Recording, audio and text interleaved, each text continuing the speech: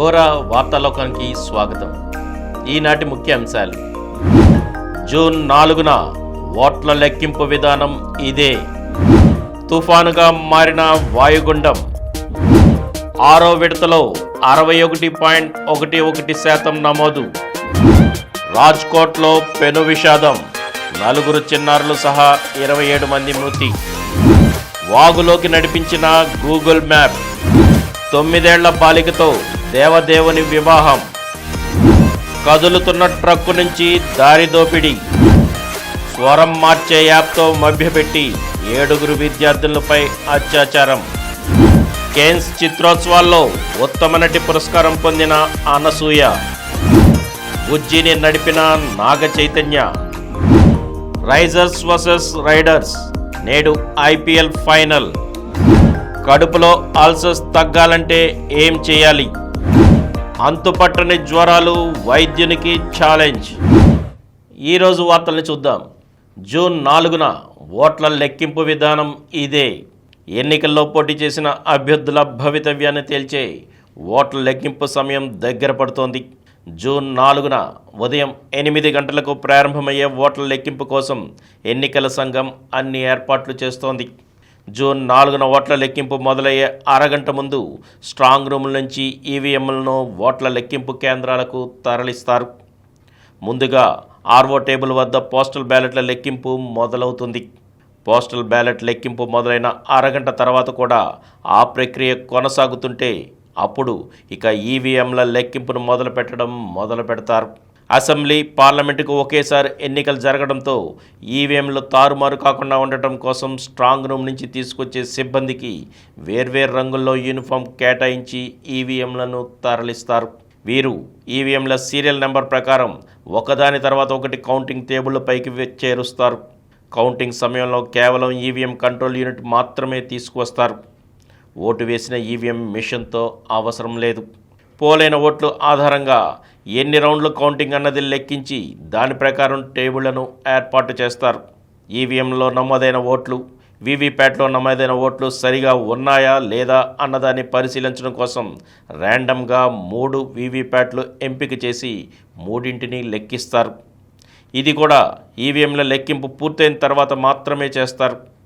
Polling ముగిసిన తర్వాత close button నొక్కకుండా ఉన్న ఓటింగ్ యంత్రాలతో పాటు మాక్ పోలింగ్ ఓట్లను తీసివేయకుండా అలాగే ఉంచిన ఓటింగ్ యంత్రాలను పక్కకు పెట్టి వాటిని చివర్లో మాత్రమే లెక్కిస్తారు. అది కూడా పోటీ హోరాహోరీగా ఉంటేనే, మెజార్టీ భారీగా ఉంటే ఇలా అభ్యంతరాలు వ్యక్తం చేసిన ఓటింగ్ యంత్రాలను లెక్కించకుండా పక్కకు పెట్టేస్తారు. ప్రతి రౌండ్ ఫలితాలను కేంద్ర ఎన్నికల సంఘం అందుబాటులోకి తీసుకొచ్చిన సువిధ యాప్లో నమోదు చేసిన తర్వాతనే ఆర్ఓ ఫలితాలను ప్రకటించాల్సి ఉంటుంది. తుఫానుగా మారిన వాయుగుండం.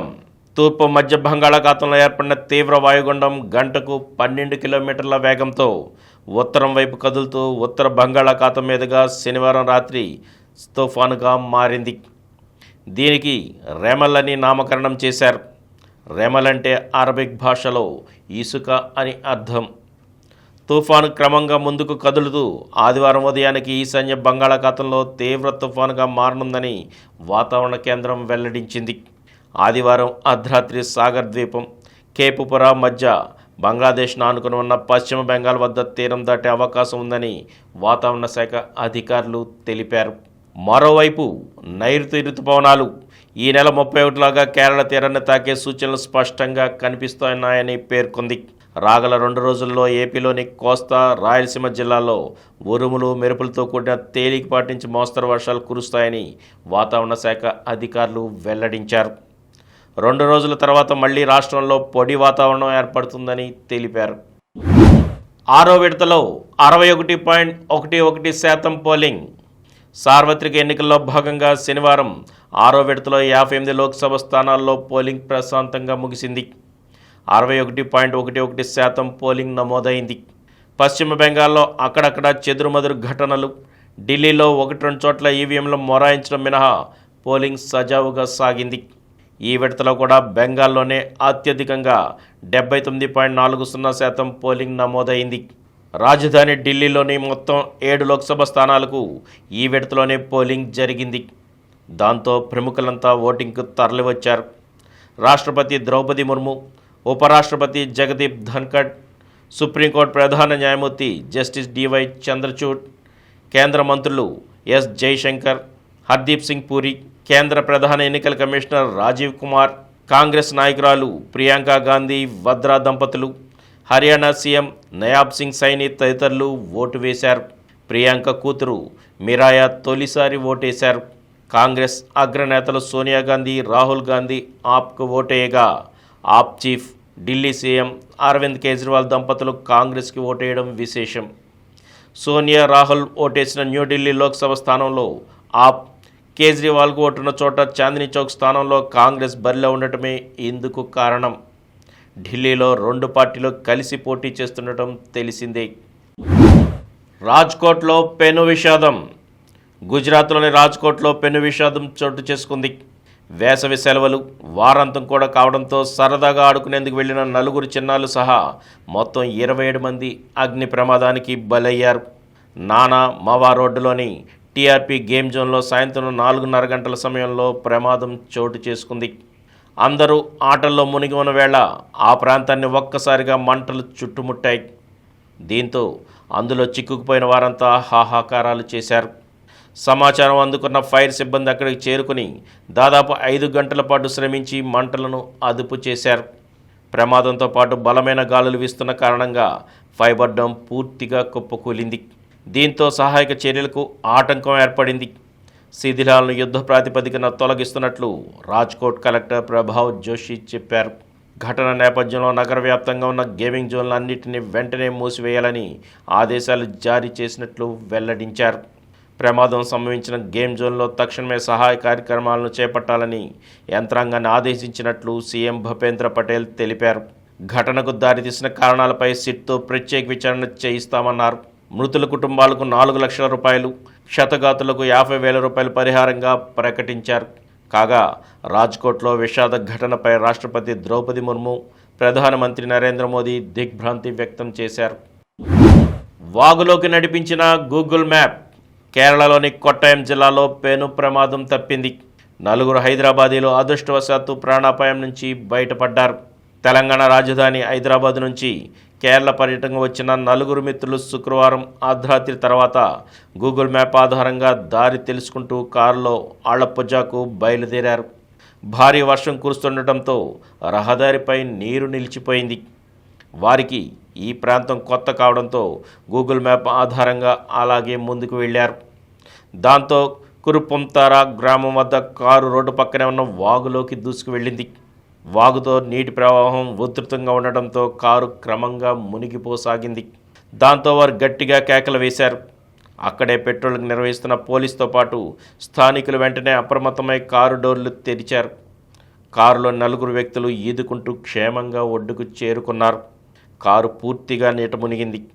అనంతరం క్రెయిన్ సాయంతో పోలీసులు కారుని బయటకు తీశారు. బాధితుల్లో ఒక మహిళ కూడా ఉన్నారు. 9 ఏళ్ల బాలికతో దేవదేవుని వివాహం. అనంతపురం జిల్లా రాయదుర్గం పట్టణంలో శ్రీ ప్రసన్న వెంకటరమణ స్వామి బ్రహ్మోత్సవాల్లో భాగంగా శనివారం శ్రీవారి కళ్యాణం 9 ఏళ్ల బాలికతో అంగరంగ వైభవంగా నిర్వహించారు. దాదాపు 6 దశాబ్దాల నుంచి ఇక్కడ కొనసాగుతున్న విశిష్ట సంప్రదాయంలో భాగంగా అరవ తెగకు చెందిన బాలికతో దేవదేవుని కళ్యాణం జరిపించారు. స్వామివారిని వివాహం ఆడిన ఆ బాలికకు సుగుణ సంపన్నుడైన భర్త లభిస్తాడని భక్తుల నమ్మకం. ఈ ఏడాది రాయదుర్గం పట్టణానికి చెందిన అరవ రమేష్, జయమ్మ దంపతుల కుమార్తె మౌనికతో శ్రీవారి వివాహం జరిపించారు. పెళ్లి పెద్దలుగా శ్రీవారి తరపున బ్రాహ్మణులు, ఆలయ పాలక కమిటీ సభ్యులు, పుర ప్రముఖులు వ్యవహరించారు. శనివారం ఉదయం మేళతాళాలతో పెళ్లి కూతురైన పద్మావతిని ఊరేగింపుగా మార్కండేయ స్వామి ఆలయానికి తీసుకొచ్చారు. అక్కడ పెళ్లి కూతురిని అలంకరించి కోటలోని శ్రీవారి సన్నిధి వరకు ఊరేగింపుగా తెచ్చారు. అనంతరం శ్రీవారి ఉత్సవ విగ్రహం ముందు కూర్చోబెట్టారు. వేద మంత్రోచ్చారణ మధ్య వివాహం జరిపించారు. అభిజిత్ లగ్న శుభ పుష్కరాంశం ముందు పురోహితులు మంగళసూత్రాన్ని బాలిక మెడకు తాకించి శ్రీవారి పక్కనే ఉన్న పద్మావతి ఉత్సవ విగ్రహానికి కట్టారు. పసుపు కొమ్ముతో ఉన్న మంగళసూత్రాన్ని బాలిక మెడలో తల్లి కట్టడంతో పెళ్లి తంతు ముగిసింది. కదులుతున్న ట్రక్కు నుంచి దారి దోపిడీ. ఆగిన రైలు కిటికీలోంచి గొలుసు లాక్కోవడం, నిలిపి ఉంచిన కారు అద్దాలు పగలగొట్టి డబ్బు దోచుకెళ్ళడం వంటివి అప్పుడప్పుడు మనం చూస్తూనే ఉంటాం. కానీ కదులుతున్న ట్రక్కు నుంచి సామాన్లు తస్కరించి ఆపై సినీ ఫక్కీలో 3 వ్యక్తులు బైక్పై పరారయ్యారు. ఇందుకు సంబంధించిన వీడియో నెట్టింట తెగ వైరల్ అవుతోంది. మధ్యప్రదేశ్లోని షాజాపూర్లో ఈ ఘటన జరిగినట్లు తెలుస్తోంది. ఆగ్రా ముంబై జాతీయ రహదారిపై వెళుతున్న ఓ ట్రక్కుపై నుంచి 2 వ్యక్తులు ఓ మూటను తొలుత రహదారిపై జారవేయడం వీడియోలో కనిపించింది. ఆపై ఆ వెనకే ద్విచక్ర వాహనంపై ఓ వ్యక్తి రాగా వారిద్దరూ కదులుతున్న వాహనం నుంచే ప్రమాదకరంగా బైక్పై దిగడం గగుర్పాటుకు గురి చేస్తుంది. అటుగా వెళుతున్న వ్యక్తి దీన్ని వీడియో తీసి సోషల్ మీడియాలో పెట్టడంతో వైరల్గా మారింది. ఈ వీడియోను చూసిన నెటిజన్లు ధూమ్ మూవీలో చూపించిన దోపిడీ సీన్లు దిగదుడిపే అంటూ కామెంట్లు పెడుతున్నారు. స్వరం మార్చే యాప్తో మభ్యపెట్టి 7 విద్యార్థులపై అత్యాచారం.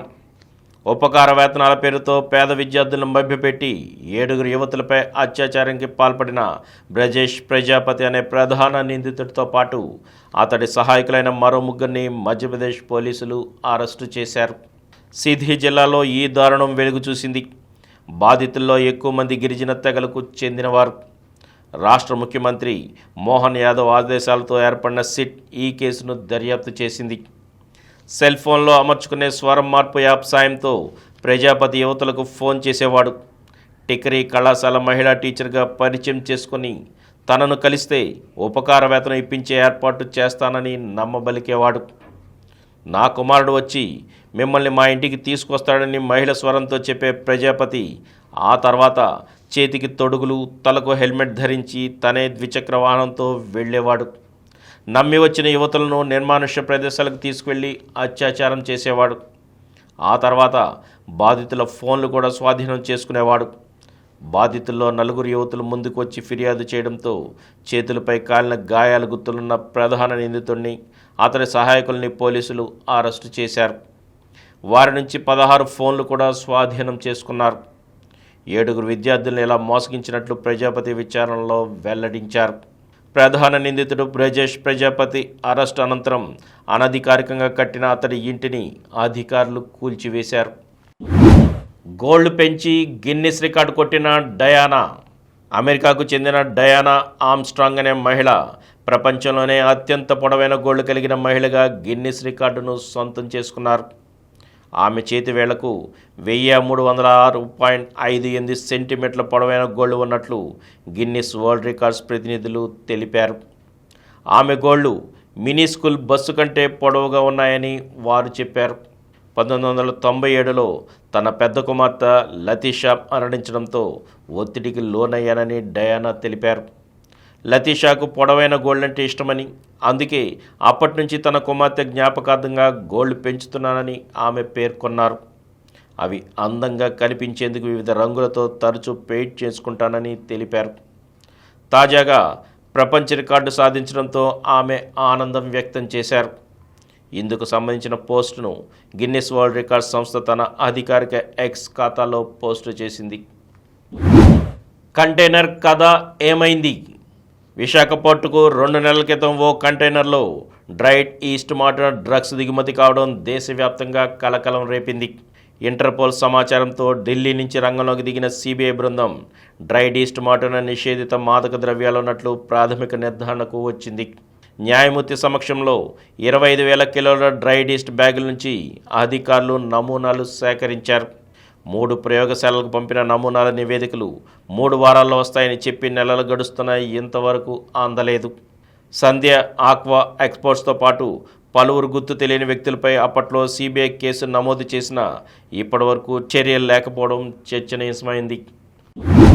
పొట్ట నింపని పొందూరు ఖాదీ. గాంధీజీ మెచ్చిన ఖద్దరు. అక్కినేని అంచు పంచులుగా అలరింపు.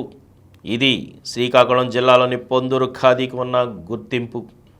స్వదేశీ ఉద్యమ కాలంలో తెలుగువారి కీర్తి ప్రతిష్టలను ఇనుబడింపచేసిన ఈ నేత వస్త్రం ప్రస్తుతం కొనారిల్లుతోంది. మార్కెట్లో డిమాండ్ ఉన్న నేత కార్మికులకు ఆదాయం కరువైన దుస్థితి. ప్రభుత్వాల సహకారం లేక వారంతా నిట్టూరుస్తున్నారు.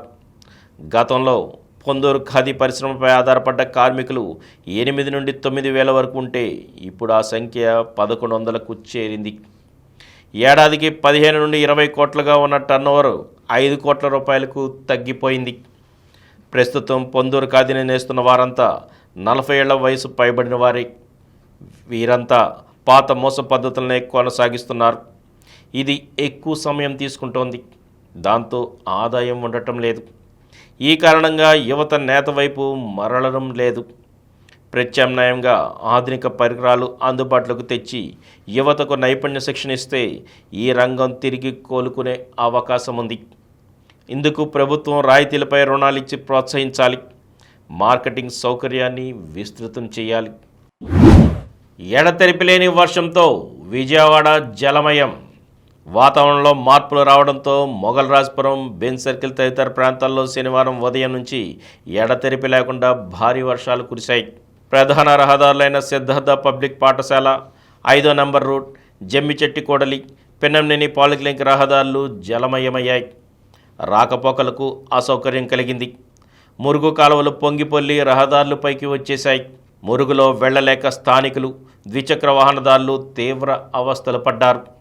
మదర్ తెరిసా కూడలిలోని కోనేరు లక్ష్మయ్య వీధి, మధుచౌక్ సమీపంలోని అంతర్గత రహదారుల్లో నీరు నిలిచిపోయాయి. బెంజ్ సర్కిల్, ఎంజీ రోడ్డుపై నీరు నిలిచిపోయింది. కార్యాలయాలకు వెళ్లే ఉద్యోగులు తీవ్ర ఇబ్బందులు ఎదుర్కొన్నారు. ఈ నీటి సమస్యపై ప్రభుత్వం తక్షణం స్పందించాలంటూ స్థానికులు కోరుకుంటున్నారు. కేన్స్ చిత్రోత్సవాల్లో ఉత్తమ నటి పురస్కారం పొందిన అనసూయ. ప్రతిష్టాత్మక కేన్స్ వేదికపై భారతీయ సినిమా ఘనంగా మెరిసింది.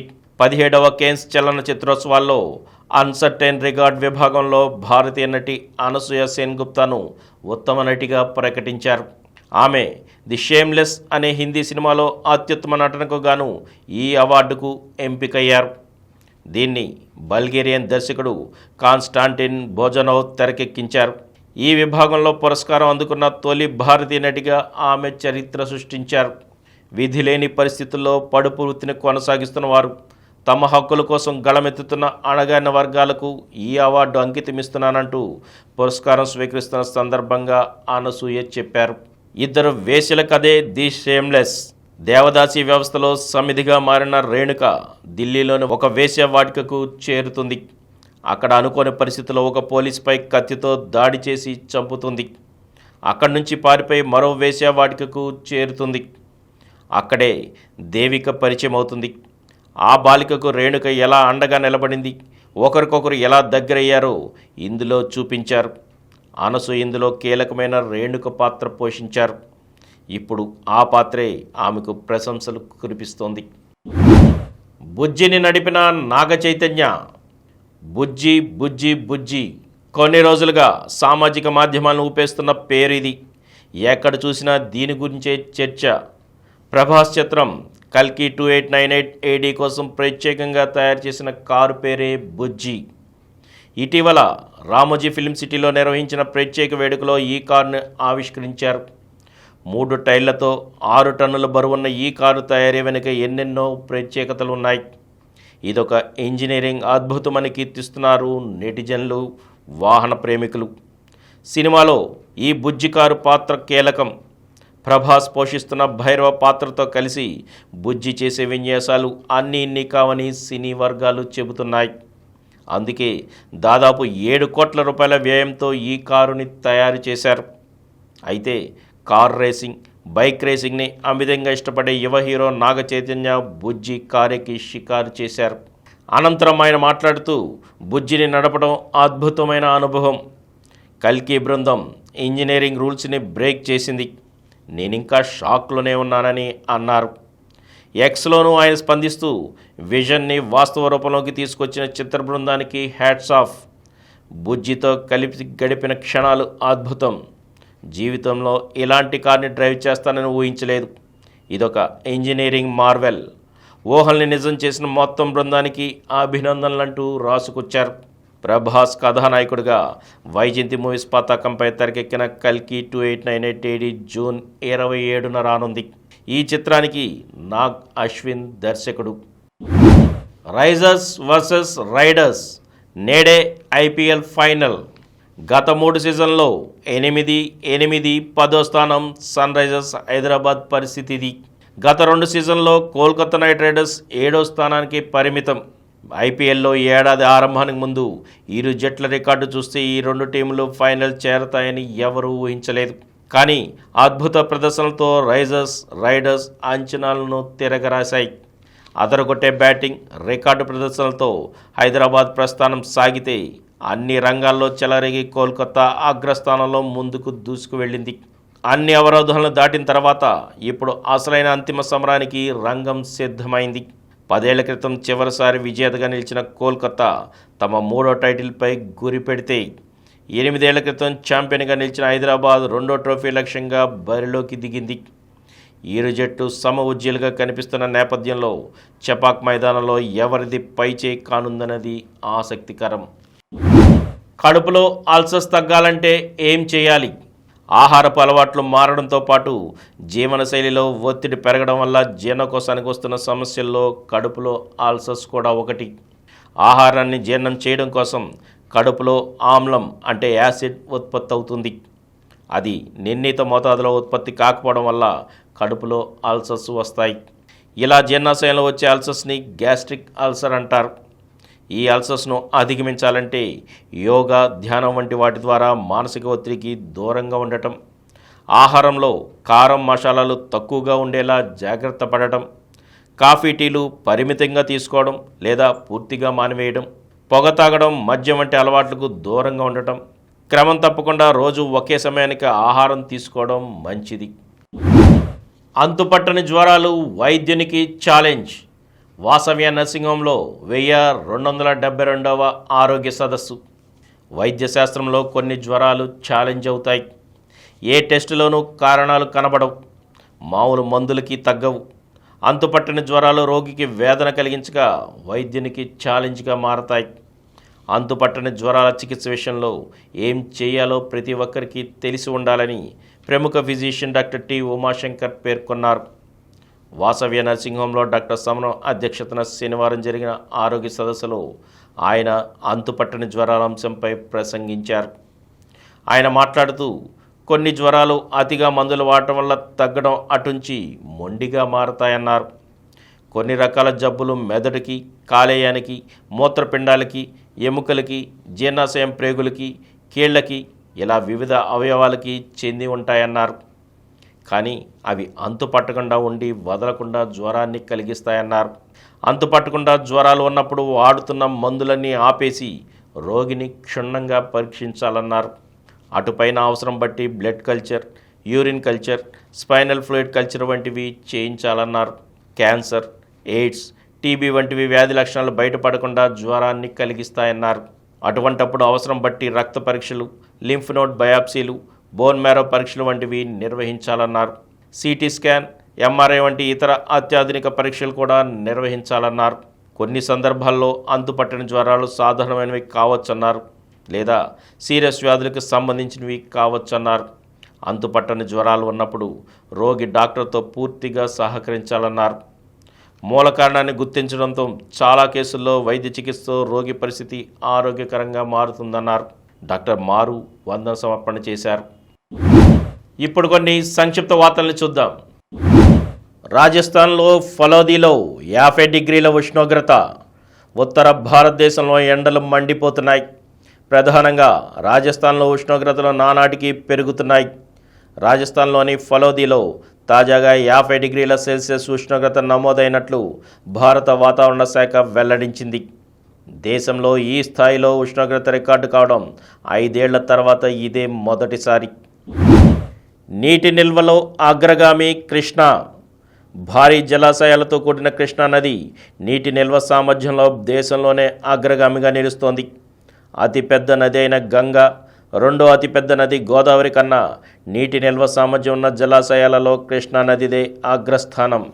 గంగా, గోదావరి రిజర్వాయర్ల నీటి నిల్వ సామర్థ్యంలో 2, 3 స్థానాల్లో ఉన్నాయి. ఫైనల్లో PV Sindhu. Bharat top shuttler Pusarla Venkata Sindhu ఈ ఏడాది తన తొలి టైటిల్ సాధించేందుకు అడుగు దూరంలో నిలిచింది. బీడబ్ల్యూఎఫ్ సూపర్ 500 టోర్నీ మలేషియా మాస్టర్స్లో సింధు ఫైనల్లోకి ప్రవేశించింది. జ్యోతి సురేఖకు స్వర్ణం, రజతం. ప్రపంచ cup archery stage 2 tourney compound కేటగిరీలో భారత అగ్రశ్రేణి క్రీడాకారిణి ఆంధ్రప్రదేశ్కు చెందిన వెర్నం జ్యోతి సురేఖ 2 పతకాలను తన ఖాతాలో వేసుకుంది. టీం విభాగంలో స్వర్ణం సాధించిన ఆమె మిక్స్డ్ టీం ఈవెంట్లో రజతం గెలుచుకుంది. రన్నరప్గా యూకీ జోడీ. కెరీర్లో 3వ ఏటీపీ టూర్ టైటిల్ గెలవాలని భావించిన భారత టెన్నిస్ ఆటగాడు యూకీ బాంబ్రీకి నిరాశ ఎదురైంది. ఏటీపీ 250 టోర్నీ ఓపెన్ పాక్ డబుల్స్లో యూకీ బాంబ్రీ అల్బనో వోల్సెట్టి ద్వయం రన్నరప్గా నిలిచింది. షూటౌట్లో బెల్జియం గెలుపు. ప్రో హాకీ లీగ్లో శుక్రవారం బెల్జియం చేతిలో ఓడిన భారత పురుషుల జట్టు వరుసగా 2వ మ్యాచ్లను పరాజయం పాలైంది. గత మ్యాచ్ కంటే ఈసారి మెరుగైన ప్రదర్శన కనబర్చిన షూటౌట్లో ఓటమి ఎదురైంది. శనివారం జరిగిన పోరులో బెల్జియం 1-3 తేడాతో భారత్పై గెలుపు పొందింది. నేటి నుంచి French open grand slam tourney. ప్రతిష్టాత్మక clay court grand slam tourney French ఓపెన్కు రంగం సిద్ధమైంది. ప్యారిస్లో నేడు ప్రారంభమయ్యే ఈ టోర్నీ 9 జూన్ వరకు సాగుతుంది. ఈ మెగా టోర్నీలో ప్రస్తుతం అందరి దృష్టి దిగ్గజ ఆటగాడు 14 సార్లు ఫ్రెంచ్ ఓపెన్ విజేత రాఫెల్ నాదల్ పైనే ఉంది. మరిన్ని వార్తా విశేషాలతో రేపటి ఘోర వార్తాలోకంలో కలుద్దాం. Thank you.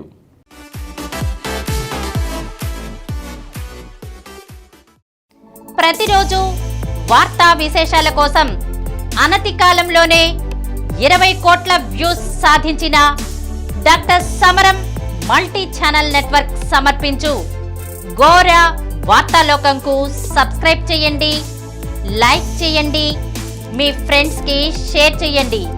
అలాగే ప్రక్కనున్న గంట సింబల్ని ప్రెస్ చేయడం మర్చిపోకండి. Please download Samaram Channels app from Google Play Store and watch your favorite channels. Click the bell icon and subscribe to the channels.